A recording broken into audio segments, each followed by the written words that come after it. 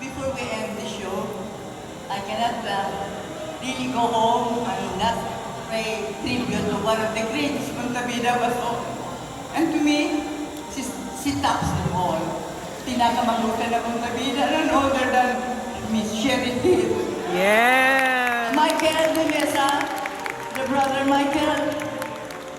Please come over, Michael. Say something. My greatest friend. And para sa akin ho, estudyante lang kami ni Sherry. Napakahusay ho niya magbida, kontrabida, at napakahusay ho na tao. Magaling, mahusay makisama, at honest to the core. Ladies and gentlemen, the brother of Sherry Hill, Mr. Michael de Mesa. Thank you, Nika. Thank you so much. If Sherry was here, she would definitely be part of this movie, for sure. But she has a special participation.